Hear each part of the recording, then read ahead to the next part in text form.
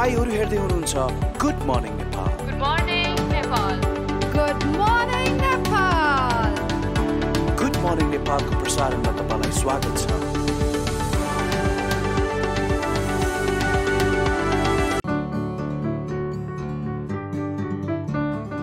नमस्ते, good morning, शुभ प्रभात। नमस्कार, गुड मर्निङ, स्वागत छ कान्तिपुर टेलिभिजनको नियमित बिहानी शो गुड मर्निङ नेपालमा। म सबिना कार्की, साथमा म छु नवराज पाण्डे। आज पनि तपाईको यो दिनलाई सकारात्मक र सुरुवात गर्न र केही सकारात्मक सन्देशहरू प्रसारित गर्न लागि उपस्थित भइसकेका छौँ। सबिना, के छ खबर? ठिक छ, निकै लामो समयपछि हामी दुईजना उपस्थित भएका छौँ। एकदमै रमाइलो लागिरहेको छ। कसो लागिरहेछ नवराज? पक्कै पनि यो हुन त आफ्नै सबै कुराको फरक फरक विशेषता हुन्छ नि, होइन? एक्लै कार्यक्रम गर्दाको त्यो खालको परिस्थिति, त्यो छुट्टै छ त्यसको महत्त्व। त दुईजना हुँदाखेरिको अलिकति दोहोरो संवादको कुराकानी, विषयलाई उठानदेखि लिएर होइन प्रस्तुतिकरणमा पनि दुईजना भएपछि पृथक भावहरू आउँछ, त्यसमा बेग्लै मजा छ। नवराजलाई मैले सोध्न चाहेँ, होइन, अब तिमी त्यो बिटमा काम गर्ने भएकोले पनि अब राजनीतिक अवस्थाले, देशको राजनीतिक अवस्थाले हरेक नागरिकलाई छोएको हुन्छ, होइन, उनीहरूको जीवनशैलीलाई प्रभाव पार्छ। अब जुन हाम्रो हिजो राजनीतिक एउटा सिनारियो देखिएको छ, कस्तो लागिरहेछ आज? सबिनाले सुरुवातमै मलाई यो बिटमा काम गरेको, राजनीति यस्तो कुरा हो त्यसले कुनै पक्षलाई पनि छुट्याउँदैन। जस्तै सबिनाले खेलकुदसँग सम्बन्धित रहेर समाचार सङ्कलन गर्दै गर्दा खेलकुदलाई पनि यसले प्रभाव पार्छ। अन्योलता परिस्थिति कसरी जान्छ, नेतृत्व कसरी जान्छ भन्ने खालको परिस्थिति थियो। अब अलिकति एउटा खालको लयमा मुलुक जान्छ कि भन्ने आम जनमानसको अपेक्षा छ। अब हेरौँ राजनीतिक वृत्तमा रहेका ती नेतृत्वदायी भूमिकामा रहेका व्यक्तिहरूले आफूलाई कसरी प्रस्तुत गर्छन्, अब आगामी दिनहरू कसरी अगाडि बढ्छन् भन्ने कुरा चाहिँ प्रतीक्षाकै विषय बनेको छ। तर एउटा खालको हाम्रो लोकतान्त्रिक अभ्यास, प्रजातान्त्रिक अभ्यास, जुन खालको एउटा संवैधानिक निकायहरूप्रतिको मानिसहरूको एउटा जुन खालको विश्वास थियो, त्यो कायम रहेको जस्तो परिस्थिति हिजोको सर्वोच्च अदालतको फैसलाले देखाएको छ। अब हेरौँ नेताले यो भाव चाहिँ बुझिदिउन्।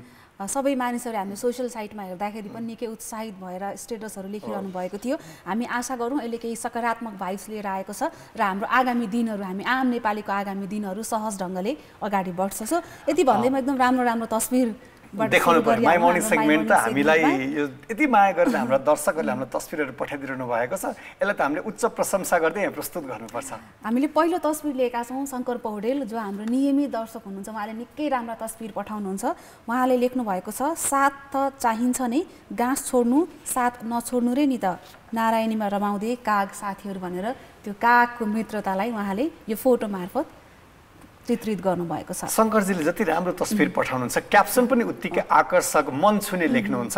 त्यस्तै अर्को हाम्रो मिस्टर फोटोग्राफर भनेर लेख्नु भएको छ, उहाँको चाहिँ लिटल दीप भनेर ट्विटर ह्यान्डलबाट अर्को पनि यस्तै राम्रो तस्बिर प्राप्त भएका छ।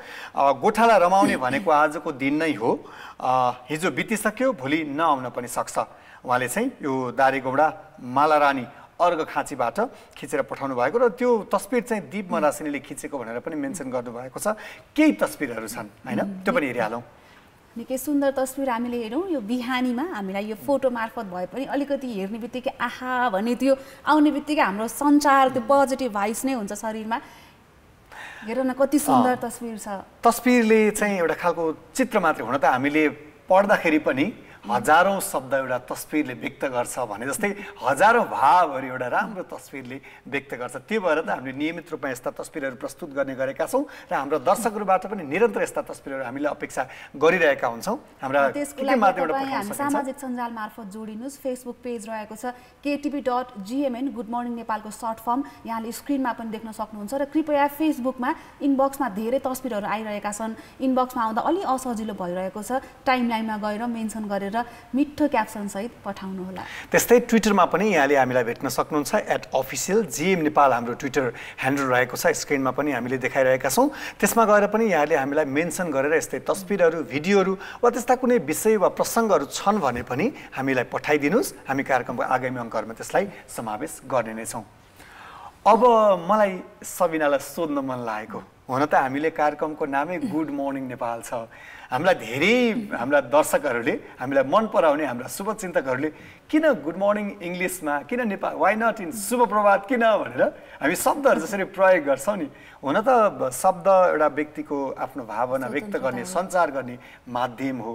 तथापि यसको मौलिकता पनि यसको आफ्नै विशेषताभित्र पनि पर्छ। जस्तो नवराज मलाई के लाग्छ भने भाषा भनेको अब भन्यो नि सञ्चार गर्ने आफ्नो भावना व्यक्त गर्ने एउटा सशक्त माध्यम हो। मान्छेको आफ्नो इच्छा हुनसक्छ कुन भाषा बोल्ने प्रयोग गर्ने भनेर, तर जति भाषा जान्यो त्यति राम्रो पनि हो। तर यसो भनिरहँदा हामी आफ्नो राष्ट्रिय भाषा त्यो चाहिँ बिर्सनु हुँदैन होइन। हामीले प्रयोग गरौँला, जस्तो हाम्रो गुड मर्निङ नेपाल इङ्ग्लिसमा भयो भन्ने पनि होला, हामीले यो भाषाको कुरा गरिरहँदा त्यो फरक पाटो भएन। तर हामीले आफ्नो भाषाप्रति कतिको माया गर्छौँ, त्यो भाषामा हाम्रो पकड कति छ, जब चाहिन्छ नेपाली भाषा त्यहाँ हामी कसरी सशक्त रूपमा प्रस्तुत हुन सक्छौँ भन्नेले महत्त्वपूर्ण मिनिङ राख्छ जस्तो लाग्छ मलाई। त्यो चाहिँ किन पनि महत्त्वपूर्ण छ भने अझ शिक्षण पद्धतिका लागि जसरी हामी बालबालिकाहरूलाई विद्यालयमा स्कुलहरूमा पढाइरहेका हुन्छौँ, त्यस्तो अवस्थामा त्यो भाषालाई कसरी विकसित गर्दै जाने, त्यो बाल मनोविज्ञानमा नेपाली भाषाप्रतिको महत्त्व, त्यसको आफ्नै ओज रहेको छ, त्यसलाई कसरी विकसित गर्ने कुरा भन्ने कुरा निकै महत्त्वपूर्ण हुन्छ।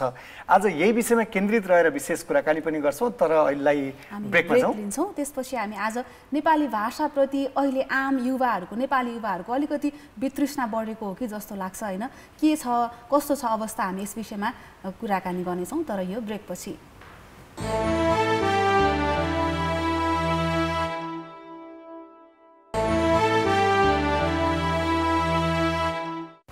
ब्रेकपछि पुनः स्वागत छ। गुड मर्निङ नेपालको साथमा हुनुहुन्छ। आज हामी भाषा सम्बन्धी कुराकानी गर्दैछौँ। सबिना ढिला नगरिकन आज हामी यही विषयमा केन्द्रित रहेर कुराकानी गर्न गइरहेका छौँ। अङ्ग्रेजी भाषाको प्रोफेसर भएर पनि नेपाली भाषाको स्थान, नेपाली भाषाको पोलिसी र नेपाली भाषाको शिक्षाको विषयमा कतिलाई प्रवर्धन गर्न सकिन्छ भनेर अनुसन्धान गरिरहनुभएका प्रेम फाक हामीसँग जोडिनु भएको छ। उहाँलाई स्वागत गरिहालौँ। प्रेमजी स्वागत छ। Good morning.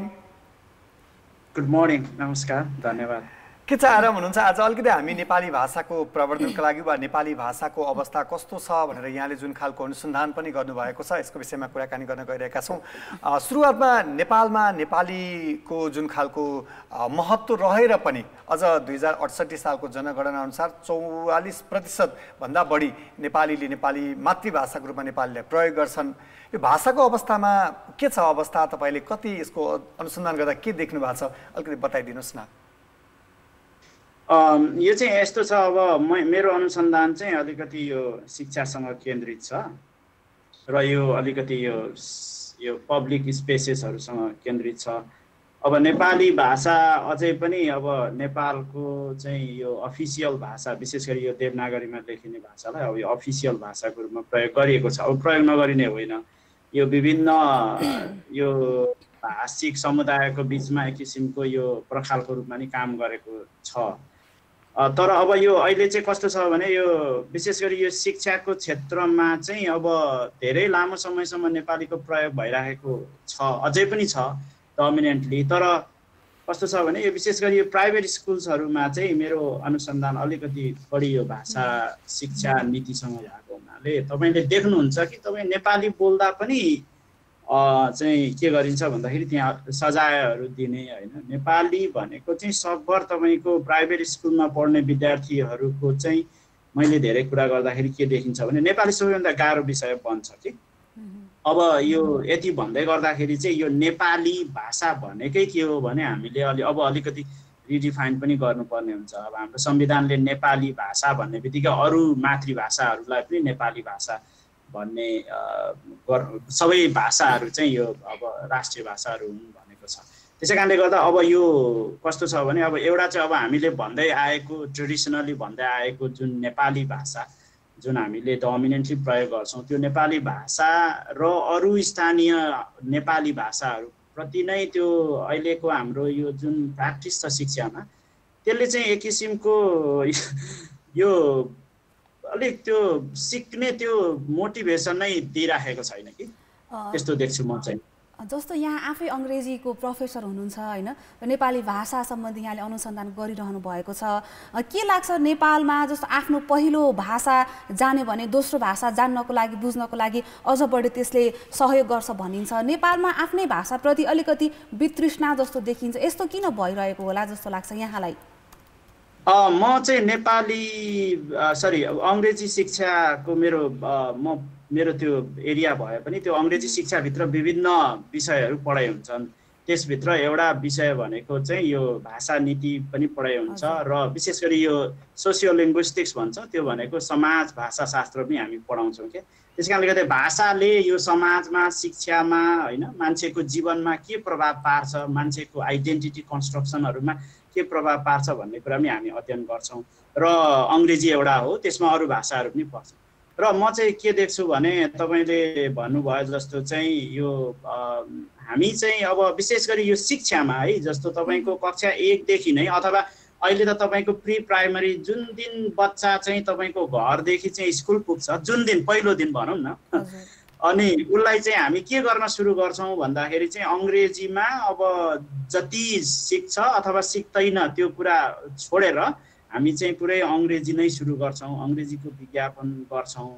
अङ्ग्रेजी सिक्नुपर्छ, अङ्ग्रेजी एउटा भाषा हो, अङ्ग्रेजी एउटा अन्तर्राष्ट्रिय भाषा हो जुन हामी मान्छौँ पनि, र अङ्ग्रेजीले केही एक्सेसहरू दिन्छ, नदिने होइन, अङ्ग्रेजी सिक्नुपर्छ। त्यस्तै अरू भाषाहरूको पनि महत्त्व छ। तर यसको मतलब यो होइन कि विशेष गरी यो सिक्ने कुराहरूमा चाहिँ अब सबै अङ्ग्रेजी नै हो, अङ्ग्रेजी नै गुणस्तरीय शिक्षा हो भन्ने जुन किसिमको हामीले एक किसिमको म चाहिँ भन्छु त्यो मिसकन्सेप्सन, हामीले गलत धारणाहरू बनाउँदैछौँ हाम्रो अभ्यासले, हाम्रो नीतिले। त्यसले गर्दा चाहिँ तपाईँले भन्नुभयो जस्तै यो नेपाली जुन मातृभाषा नेपाली र स्थानीय मातृभाषाहरूमा चाहिँ विद्यार्थीहरूको सिक्ने एक किसिमको मोटिभेसन छ, त्यो चाहिँ छैन र त्यो वातावरण पनि छैन। किनभने तपाईँको बच्चा उठिसकेपछि बिहान 7 बजे 8 बजे स्कुल, विशेष गरी यो प्राइभेट स्कुलहरूमा स्कुल पुग्छ र दिउँसोभरि त्यहाँ चाहिँ अङ्ग्रेजी वातावरणमै उसलाई हुर्काइन्छ। विशेष गरी यो प्राइभेट स्कुल्सहरूको कुरा, अहिले त पब्लिक स्कुलमा नि त्यो सुरु भइसकेको छ। र तपाईँको बेलुका घर आइपुगेर अब 5 बजे घर आइपुगेपछि फेरि त्यो होमवर्क गर्ने कुराहरूमा त्यही साइकल सुरु हुन्छ नि, तपाईँले जे स्कुलमा थियो त्यही हुन्छ। अनि एक किसिमको त्यो स्कुलको कारणले गर्दाखेरि यो भाषा प्रयोग गर्ने वातावरण, विशेष गरी स्थानीय मातृभाषाहरूको प्रयोग गर्ने वातावरण छैन। यसको मतलब म अझै पनि के दोहोऱ्याउन चाहन्छु भने अङ्ग्रेजी जान्नुपर्छ, अङ्ग्रेजी भाषा हो सिक्नुपर्छ, तर अङ्ग्रेजी भाषा सिक्नु र सबै कुरा अङ्ग्रेजी नै हो भन्नु चाहिँ के हो, फरक कुरा हो। त्यसै कारणले गर्दाखेरि चाहिँ यो किसिमको मिसकन्सेप्सन चाहिँ छ। यही प्रसङ्गमा प्रेमजी, जसरी हामी पाठ्यक्रम विकास केन्द्रले भाषाका लागि जसरी तय गरेको एउटा पाठ्यक्रम बनाउँछ विद्यालय तहमा पढाइ हुनका लागि, अध्ययन सञ्चालन गर्नका लागि, त्यस्तो अवस्थामा चाहिँ जसरी हामीले जुन खालको निर्धारण गरेका छौँ पाठ्यक्रम, त्यसको अलिकति कार्यान्वयनको तहमा वा त्यसलाई अलिकति प्रभावकारी रूपमा त्यसलाई कार्यान्वयन गर्ने सवालमा चाहिँ शिक्षण संस्थाहरूले कस्तो खालको भूमिका खेलिरहेका छन्, त्यहाँ कस्तो खालको परिस्थिति हुनुपर्ने यहाँले देख्नुहुन्छ? यो चाहिँ एकदम राम्रो प्रश्न गर्नुभयो। दुईटा कुरा छ। एउटा चाहिँ अहिले कस्तो छ भने यो मातृभाषाहरूको प्रयोग र स्थानीय मातृभाषाहरूको प्रयोगलाई संवैधानिक हिसाबले चाहिँ यो भाषा प्रयोग गर्न पाउने अधिकार छ, मातृभाषामा शिक्षा पाउने अधिकार छ। तर संविधानमा भनेर मात्रै, नियम कानुनमा भनेर मात्रै यो विशेष गरी भाषाको सवाल चाहिँ पर्याप्त हुँदैन। त्यसको लागि चाहिँ 2-4 कुरा छ। एउटा चाहिँ हामीले स्थानीय तहहरूमा पनि यो जुन किसिमले अघि मैले त्यो सिनारियो डिस्क्राइब गरेँ, हिजो ऐतिहासिक रूपमा चाहिँ हामी नेपाली भाषा मात्रै माध्यमको रूपमा प्रयोग गर भनेर स्कुलमा भन्दा पनि हामीले प्राइभेट स्कुलहरूलाई चाहिँ के गरिराखेको थियौँ, अङ्ग्रेजी मात्रै प्रयोग गर्न पनि छुट दिइराखेको थियौँ भनौँ न। अब त्यही कुरा चाहिँ अहिले के भइराखेको छ भने अङ्ग्रेजी नै गुणस्तरीय शिक्षा हो, अङ्ग्रेजीको कारणले अङ्ग्रेजी माध्यम है, मैले अङ्ग्रेजी भाषाको कुरा गरेको छैन, अङ्ग्रेजी माध्यममा पढायो भने गुणस्तरीय शिक्षा हुन्छ भन्ने मिसकन्सेप्सनले त्यो तलसम्म गयो। त्यसै कारणले त स्थानीय तहमै अहिले के भइराखेको छ भने तपाईँले बजेटहरू हेर्नुभयो भने स्थानीय सरकारहरूले यो अङ्ग्रेजीमा माध्यममा गयो भने पब्लिक स्कुलहरूलाई पैसा पनि दिने गरिराख्नु भएको छ। तर त्यो विश्लेषण छैन त्यहाँभित्र। त्यो हाम्रो एभिडेन्सहरूले, रिसर्चहरूले, भाषा शिक्षाका रिसर्चहरूले के फाइन्डिङ देखाउँछ भने तपाईँको एकैचोटि नयाँ भाषामा एकैचोटि त्यो पढाउन सुरु गर्यो भने भाषा माध्यम है, मैले भाषा पढाउने कुरा त अङ्ग्रेजी अनिवार्य छँदैछ होइन, त्यो बाहेक चाहिँ एकैचोटि माध्यमको रूपमा चाहिँ सबै विषयहरू पढाउँदाखेरि चाहिँ उसको त्यो साक्षरताको जग चाहिँ एकदम कमजोर हुन्छ भन्छ। त्यसै कारणले त पहिलो कुरा चाहिँ कार्यान्वयनको लागि हामीले एजुकेट गर्नु पर्यो होइन, हामीले डिस्कसन गर्नु पर्यो। र अर्को चाहिँ युनिभर्सिटिजहरूमा जुन शिक्षक उत्पादन गर्ने, विशेष गरी त्रिभुवन युनिभर्सिटी, काठमाडौँ युनिभर्सिटीहरूको टिचर एजुकेसन प्रोग्राम छ, जुन शिक्षा उत्पादन गर्ने शिक्षा शास्त्रका विभागहरू छन्, उहाँहरूले पनि यो किसिमको प्रोग्रामहरू दिन सक्नु पर्यो। अनि हाम्रो तालिमहरूमा पनि यो किसिमको अवेरनेस चाहिँ आवश्यक छ। प्रेमजी जस्तो आफ्नो भाषाप्रति पक्कड हुनुको फाइदा के हुन्छ अलिकति हामीलाई दर्शकहरूले पनि हेरिरहनु भएको छ र यो प्रतिको जुन जसरी वितृष्णा बढिरहेको छ यसले निम्त्याउन सक्ने जोखिम के देख्नुहुन्छ यहाँ? हजुर धन्यवाद। दुईटा कुरा छ। एउटा चाहिँ यो भाषा शिक्षाको विशेष गरी यो भाषिक कन्टेक्स्टहरूमा चाहिँ गरिएको अध्ययनहरूले के देखाउँछ भने एउटा चाहिँ पहिलो भाषामा तपाईँको दखल भयो भने विशेष गरी साक्षरतामा हामी लिट्रेसी भन्छौँ लेख्ने र पढ्ने कुराहरूमा त्यो दखल भयो भने चाहिँ त्यो सिपहरू त्यो ज्ञानहरू चाहिँ दोस्रो भाषा सिक्नमा पनि उसले प्रयोग गर्न सक्छ। त्यस कारणले गर्दा यो विश्वभरि भएका विभिन्न अध्ययनहरूले के देखाउँछ भने जुन मान्छेले आफ्नो मातृभाषामा दखल राख्छ विभिन्न भाषिक सिपहरूमा दखल राख्छ त्यो मान्छेले दोस्रो भाषा सिक्नको लागि पनि दखल राख्छ भन्ने चाहिँ अध्ययनहरूले देखाएको छ। र अर्को कुरा चाहिँ के पनि देखिन्छ भने भाषा भनेको खालि शिक्षा मात्रै होइन भाषाको सामाजिक राजनीतिक आर्थिक मिनिङहरू हुन्छ विशेष गरी सामाजिक सांस्कृतिक मिनिङहरू हुन्छ। अब हाम्रोमा तपाईँले देख्नुभयो भने अहिले प्राइभेट स्कुल्समा अथवा पब्लिक स्कुलहरूमा पनि जुन किसिमले हामीले आफ्नो मातृभाषा स्थानीय मातृभाषा अथवा स्थानीय संस्कृतिहरू चाहिँ यो अङ्ग्रेजीमा भन्छ डेफिसिट आइडियोलोजी अथवा के भन्न खोजेको हो भने त्यो चाहिँ एकदमै यो सिक्नु भनेको चाहिँ एकदम कमजोर हुनु हो। मातृभाषामा शिक्षा अथवा मातृभाषा बोल्नु भनेको चाहिँ आफू कमजोर हुनु हो अथवा अङ्ग्रेजी नजान्नु भनेको चाहिँ तपाईँको ज्ञानै रहेनछ यो चाहिँ केही काम नदिने रहेछ भन्ने किसिमको जुन किसिमको त्यो हाम्रो भाष्यहरू बनेको छ त्यो चाहिँ एकदमै त्यसले लामो समयसम्म चाहिँ हाम्रो जुन किसिमको स्थानीय त्यो जुन यो भाषिक सांस्कृतिक विविधता छ त्यसमा चाहिँ के किसिमको चाहिँ लामो समयसम्म चाहिँ प्रभाव पार्न सक्छ। यसले चाहिँ सांस्कृतिक रूपमा आफ्नो भाषा संस्कृतिप्रति विद्यार्थीहरूको चाहिँ एक किसिमको वितृष्णा चाहिँ जाग्न सक्छ। प्रेमजी सर्टकटमा हामी कार्यक्रमको अन्त्यतिर पनि आइपुगेका छौँ र यसको छोटकरीमा जवाब पनि चाहन्छु। अलिकति यो नयाँ भाषाको विषयमा अङ्ग्रेजीलाई जसरी अनिवार्य गरिएको छ र अहिले पब्लिक स्कुलहरूमा पनि यसलाई अनिवार्य गरिरहँदाखेरि चाहिँ कतिपय बालबालिकाहरूले आफूले व्यक्त गर्न खोजेको कुरा व्यक्त गर्न नसक्ने गर्न नपाएर त्यो आफ्नै मनभित्र गुम्स्याएर राख्नुपर्ने परिस्थिति बनेको छ। यस्तो अवस्थाले बाल मनोविज्ञानमा कस्तो असर पुर्याउँछ? यो चाहिँ अब धेरै लामो डिबेट गर्नुपर्ने हुन्छ तर सर्टकटमा भन्नुपर्दा चाहिँ के हो भने यो चाहिँ मैले अघि भनिहालेँ दुईटा कुरा। प्रभावकारी रूपमा सिक्नको लागि चाहिँ एउटा बच्चाको लागि के चाहिन्छ भन्दाखेरि पहिलो कुरा चाहिँ उसले के जानेको छ अन्तर्निहित प्रतिभा भन्थ्यौँ नि हामी पहिले होइन उसले के जानेको छ उसँग के ज्ञान छ त्यो भनेको भाषिक ज्ञान अथवा सांस्कृतिक ज्ञान अथवा आफ्नो समाजको अरू ज्ञान अथवा साक्षरताको ज्ञान त्यसलाई प्रस्फुटन गर्ने वातावरण दिनुपर्छ।